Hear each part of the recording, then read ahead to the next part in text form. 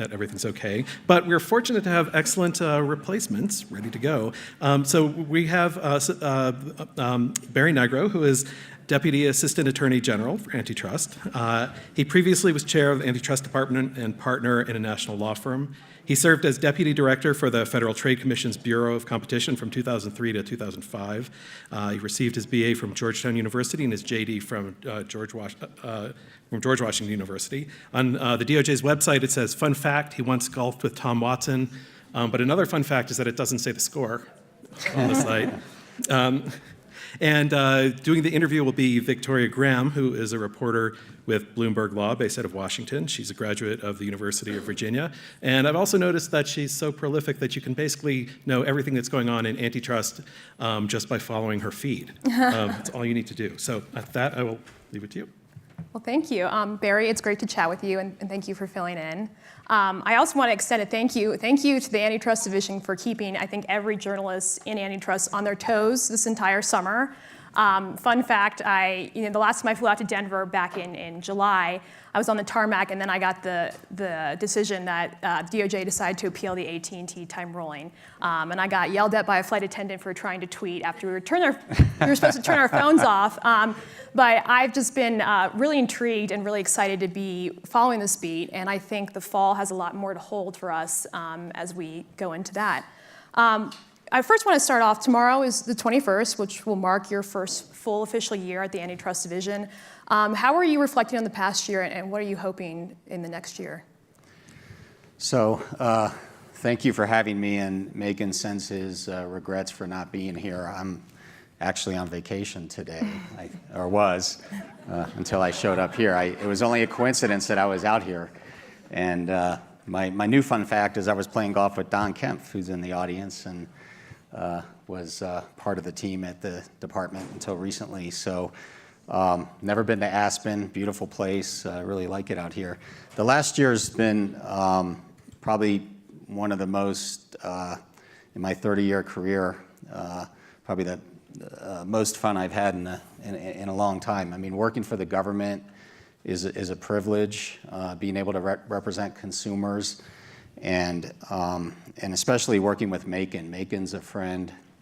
I've known him for a long time, and it's been a real treat to team up with Macon. We've never worked together in this type of situation, so I've really enjoyed my time over the past year.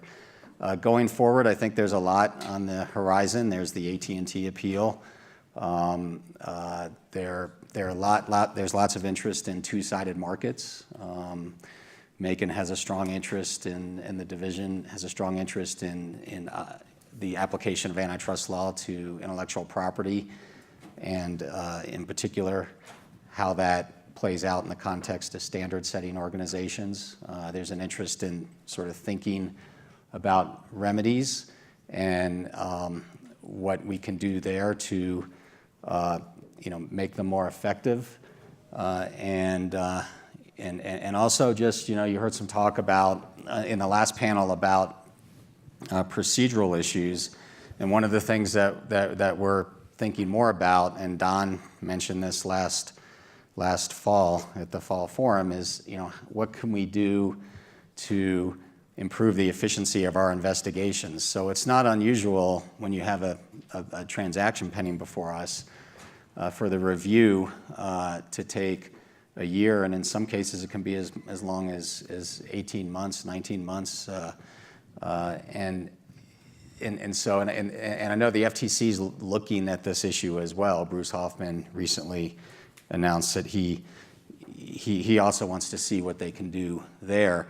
But to the extent that we can sort of get out of the way more quickly of pro-competitive or competitively neutral transactions, we want to do everything we can to do that. At the same time, we don't want to compromise our ability to investigate and bring enforcement and actions where they're needed. But I think there are questions about whether we need 18 months to do that. Now, sometimes with all the international reviews, even if we were to get out of the way more quickly, the deals wouldn't close any sooner. And there are also situations where there are complexities with remedies and other things that sometimes the parties would prefer that we not go as fast as we'd like. So it's a complicated question, but it's something that we're going to spend some time thinking about over the next few months. Great. Just going back to, Roger Alford was making remarks that you could better speak to, merging parties when we're dealing with antitrust competitions across the world, having them sign on to a waiver to disclose more information and make these investigations possible. Can you talk about, what we have seen with companies in terms of them wanting to sign on to a waiver and how maybe the DOJ is pushing for more companies to do such a thing? So as Roger indicated, we work very closely with a lot of other jurisdictions when reviewing mergers. More and more deals are multi-jurisdictional. We just did the Bayer-Monsanto deal. We work closely with over a dozen jurisdictions. The remedy, the divestiture that's required there is touching over 80 countries. And that's one where we worked extremely closely with the European Commission, weekly phone calls, in-person meetings, and so on. So we work hard to try to work together to make sure that we're not working in conflict. It's not, each jurisdiction has its own statutory regime and objectives that it needs to protect. But at the same time, to the extent we can avoid conflicts that would frustrate the ability to get to the right answer as quickly and efficiently as possible, the only way to do that is with communication. And so getting those sorts of waivers is really important to our ability to do a good job and for the companies to get their deals through. And jumping off to efficiency, right now, the DOJ is reviewing this $26.5 billion merger between Sprint and T-Mobile. The CEOs of each company, one of which who can flaunt Magenta very well, they are proposing that this will bring about 5G technology faster and it will create more efficiencies. How does the DOJ weigh efficiency claims for merging parties? Can it outweigh any potential horizontal or vertical merger anti-competitive concerns? Yeah, so just to be clear, I won't comment on the Sprint T-Mobile deal, and instead I'll focus on the more general question. Look, we always look at efficiencies in transactions. It's surprising sometimes that when parties have deals that have some overlap and arguably some elimination of competition, that they don't do more to present us with efficiency justifications. But I think it's important that where there are real efficiencies, that those are taken into account, because the goal of antitrust is to promote consumer welfare, and how that judgment gets made sometimes could be a function of the time frame that you're looking at. So if you want to maximize consumer welfare in the next month, the analysis might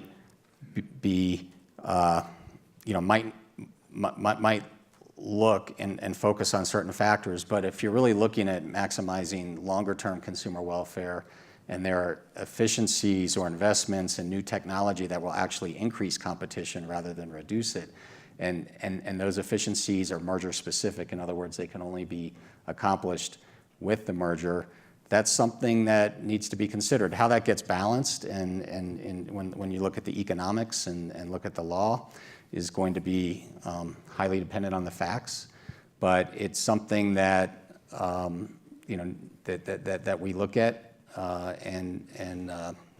it's complicated. It could depend on the technology. It could depend on the economics. There are lots of factors that play into it, but it is something that we're very willing to take into account when we do merger analysis.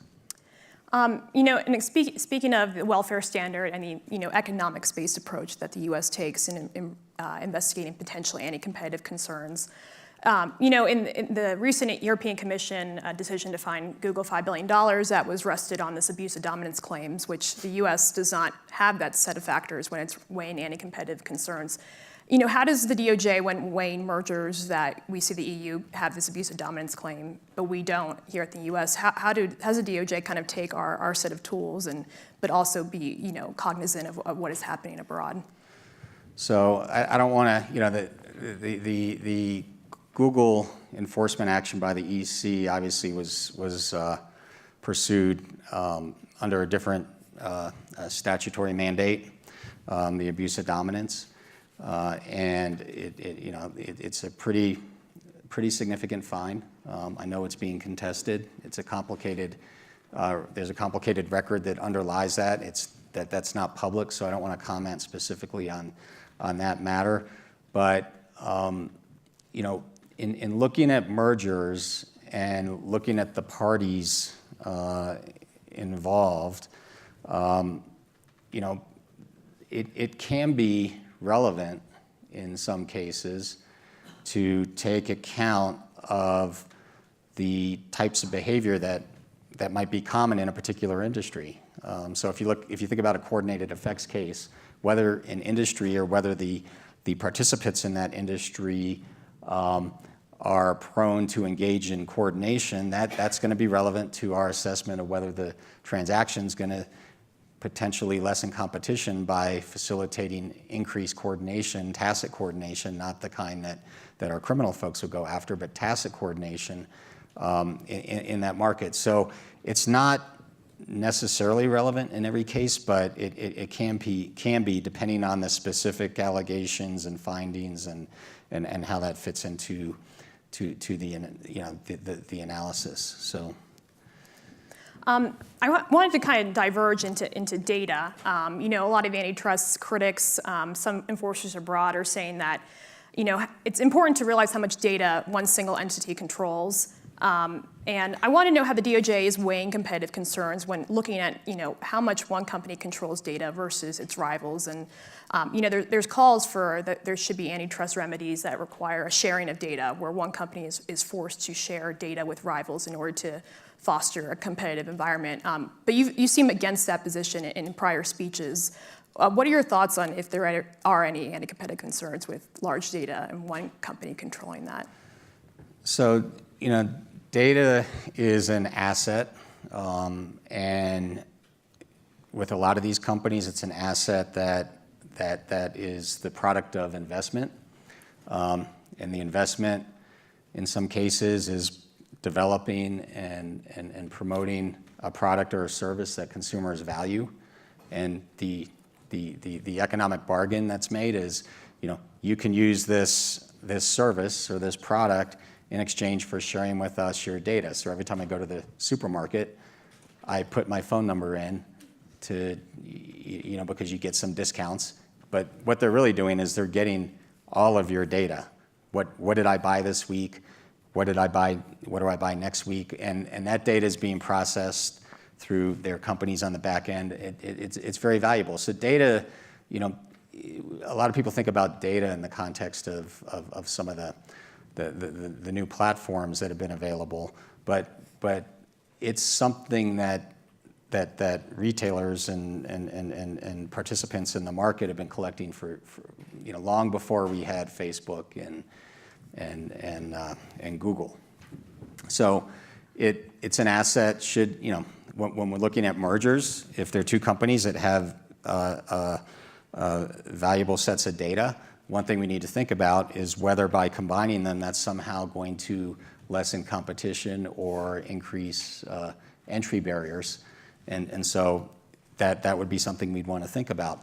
But to the extent that a firm is making investments to promote its product, and its product is highly valued by lots of consumers, so lots of consumers use it, and they're collecting data in exchange for providing that free service, you don't want to undermine the incentive to compete for those eyeballs. That's something that you want to actually encourage, because you want to encourage more competition, not less. And if you tell people, well, you can make all these investments, and if you're successful, then you need to share it with everybody else, that's going to reduce the incentive to share. So, in the merger context, big issue, but as far as unilateral conduct goes,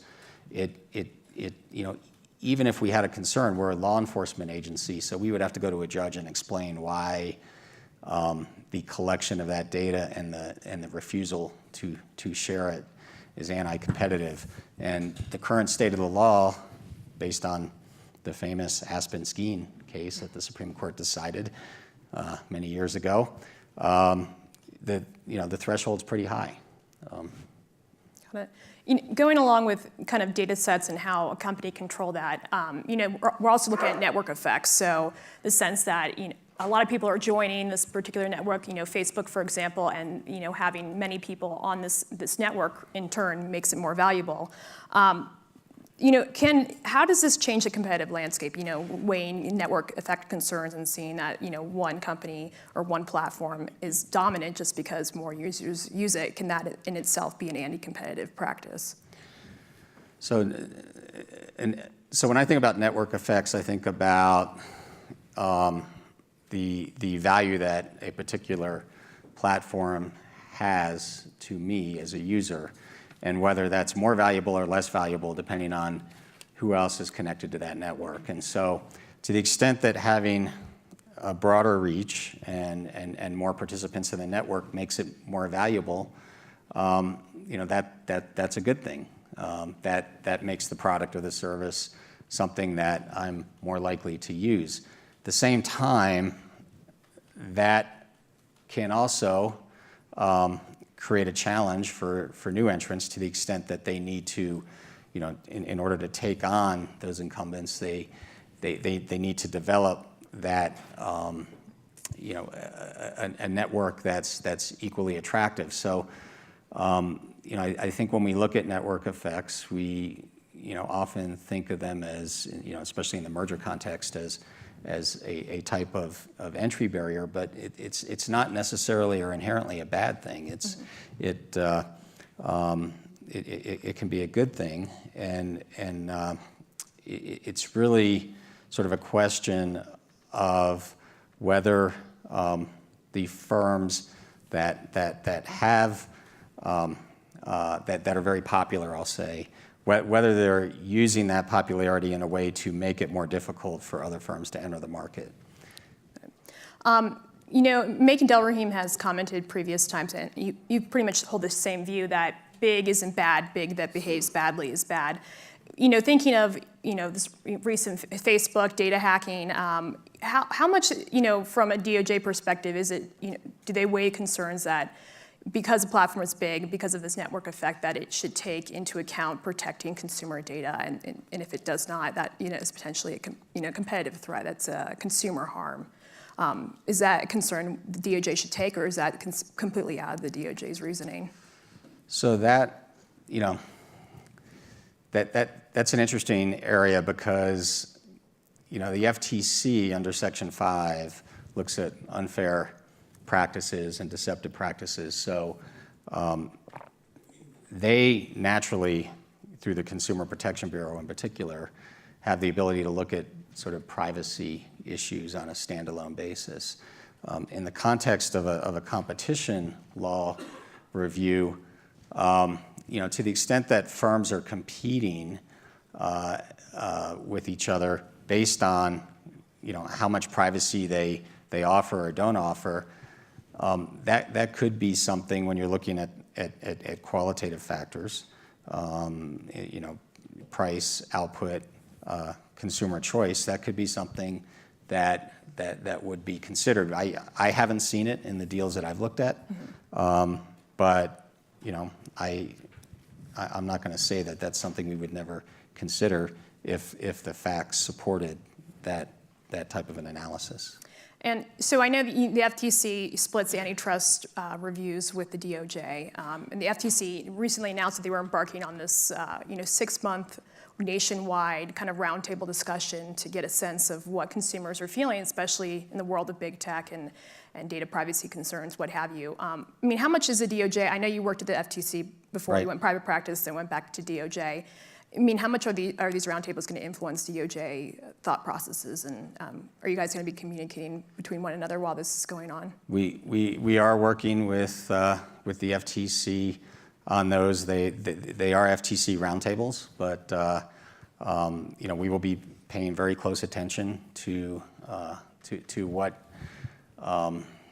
what people say and what can be learned from those. I think they're going to be looking at Joe Simons is said he wants to look at a broad range of issues, and I think that's a good thing. I think, our antitrust laws have proven to be flexible over the years, and I think it's incumbent on us to sort of step back and take a hard, critical look at whether they're doing the job that they were intended to do, and where, Roger, made mention of that we have a common law regime, and that means that we are dependent to some extent as law enforcement agencies on the courts, but the first step in developing the law is identifying sort of how we should think about these sort of new issues that we're confronting, and how they fit into the existing legal framework. And so these hearings will be very important to helping us focus our thinking and looking for areas where the law would benefit from some further development. And I think Macon's mentioned on numerous occasions his interest in filing more amicus briefs. So that could be a vehicle for, if you think about it from a competition advocacy perspective, a vehicle for being able to try to help develop areas of the law where we think it can be advanced in a positive direction. Got it. Macon and you hold the same view that antitrust laws as they are today are flexible enough to, conform with changing technologies and changing viewpoints. The Supreme Court's Amex case that came out this past summer kind of in my view, kind of throws a wrench into how antitrust is abided by in terms of this two-sided platforms. When that ruling came out, what was your initial thought on that? And are there any concerns of how that case will implement DOJ reasoning with anti-competitive under two-sided platform markets?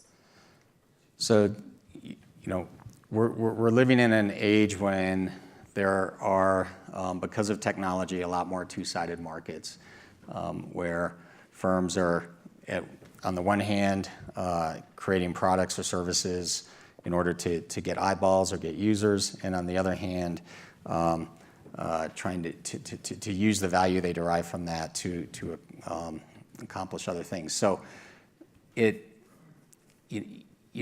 hard to ignore the fact that firms that are in the middle there and are trying to, where there are network effects on both sides of the market, and the value of the network on one side depends on the value of the network on the other, so that they're working together and there's some positive reinforcement. It's hard to say, well, we're only going to look at one side of the market and completely ignore the other. So the Amex decision is an effort by the Supreme Court to provide an opportunity for defendants to articulate a justification for behavior on one side of the market based on benefits that really benefits on the other side of the market, and so it's a balancing, and I think that decision will affect how these issues get looked at going forward, and as has been the case in a lot of Supreme Court antitrust decisions, how that plays out remains to be seen. But I'm sure there'll be lots of opportunities in the lower courts to think about the sort of the two-sided market analysis in the wake of Amex, and that's something that we're going to be thinking about a lot as well. And I wanted to go over, it was interesting for me to read last week the Tribunes filing over Sinclair, over their failed merger. I would say that is lesson 101, how not to go about a merger, based on how Sinclair treated, Macon Delrahim and other officials at the DOJ in terms of not agreeing to these asset divestitures of certain stations. I wanted you to go into, what is the best case scenario for a company, and how should they approach a merger and these agreements with the DOJ, and how not to do it the Sinclair way? So I was recused from that matter, so I'm not going to touch it. I think I read the complaint just like everybody else did and found it interesting. I'll go back to a talk I gave in Miami in February, where we talk about how to work with the agency to get your deal done. And one of the things that I think is important when you have a transaction that raises real issues, and you know that your deal is not one of the ones that's going to be cleared in 30 to 60 days, that there's probably going to be a second request, there's going to be an in-depth investigation. One of the things that I found to be effective is when parties recognize and acknowledge the issues that they know they're highly unlikely going to be able to persuade the government to back off of, and address those early in the process. In every merger review, there are going to be areas where the government and the parties have a legitimate basis to disagree, and there should be a lot of critical review of the facts and debate of the analysis in those areas, and the sooner that happens, the better. I see too often parties try to, I guess they're hoping that we won't notice the problems, but I think that's a strategy that very rarely pays off, and so you can find yourself in a situation where you think your merger review is going fine, and then you quickly find you're playing defense. So I've found that the best and most effective advocates at the division, and this was also true at the FTC when I was there, are those who acknowledge the difficult issues up front, and they address them in a very candid way, and where there are problems, they quickly get to the point where they can figure out how best and most efficiently to solve those problems. The one thing I think Macon's made clear is that he's not afraid to litigate, even if there's a lot of litigation risk. And so, the idea that somehow this antitrust division is going to back down where we think there's a real risk of competitive harm just because it involves litigation risk is, I think people who appear before us on a regular basis realize that's not the case, but I'll make it clear it's not the case, and I think over the past year you can see that in a lot of the enforcement decisions that have been made. Would you say that when the DOJ comes forward to talk about the AT&T Time Warner deal, in that deal the DOJ wanted Time Warner to divest their content assets, HBO, CNN. These are critical assets that the combination of AT&T Time Warner would lead to greater leveraging negotiation with other cable operators. Would you say this ask for specific divestitures is not a negotiation, it's an ask, and if the DOJ makes this ask, it's one that needs to be abided by, or else we will go to a full trial like we saw in AT&T Time Warner? So I think one thing that some people don't realize is that when you're in front of the agencies, we represent consumers, and so when we settle a case, our goal is to settle it in a way that's consistent with resolving our concerns. And so it's not just a negotiation of, our concerns would mean that you have to divest 1 through 6, but because we're afraid we might lose in court, we'll be happy with 3 and we'll let the other 3 go even though they're anti-competitive. That's not going to happen. We would rather go to court on the 6. And if we lose, we lose. But if we believe that there's really competitive harm, and that's based on the evidence and the law, I don't know why we wouldn't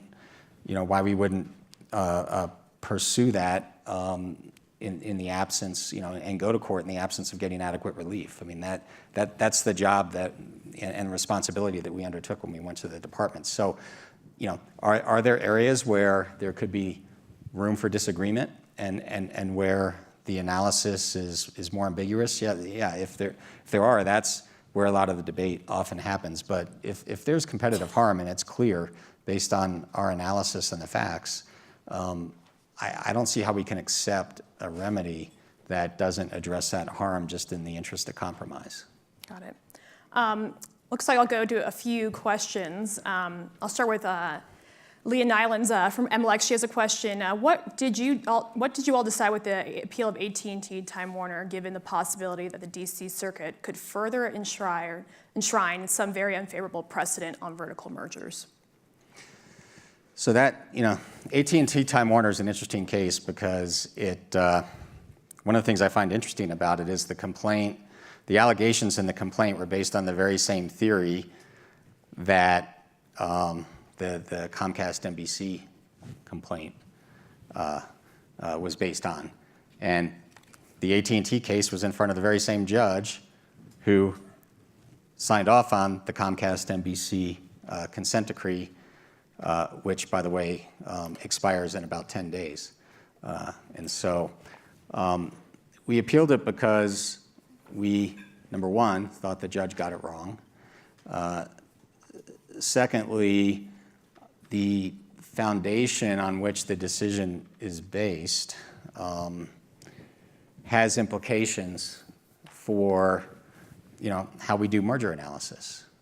The idea that firms, do firms behave to maximize profits or don't they?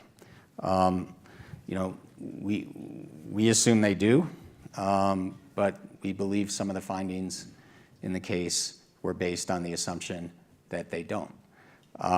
Bargaining theory, Carl Shapiro was the expert. He is one of the most well-regarded experts in this area, not just in the country, but in the world. He was the deputy for economics at the Antitrust Division during the last administration. He found that there was harm based on the bargaining theory. We think that's an important, principle that again the judge got wrong. And is there some risk that the DC Circuit may not find the way we would like them to find? There's always that risk in litigation, but the principles are important enough, and we feel strongly enough about them that we thought it's important that we appeal that case. So, we'll see. There were a number of briefs filed. Amicus briefs were filed, some by the FCC, one by the FCC. There was one by 27 antitrust scholars. They highlight sort of some of those same issues.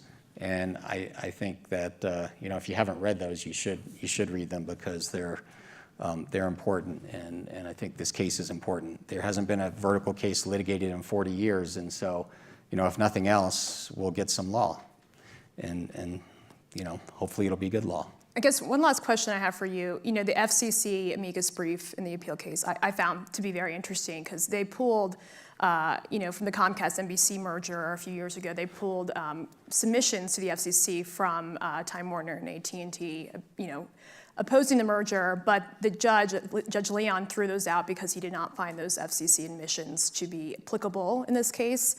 Do you have any thoughts on their amicus brief and how Leon kind of threw out those FCC filings from AT&T Time Warner, which is pretty much the same argument the DOJ is making in this appeal case?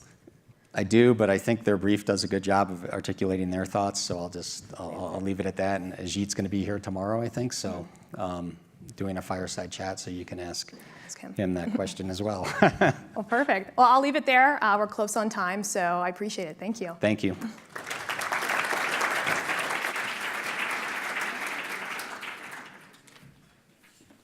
Okay, thank you both very much.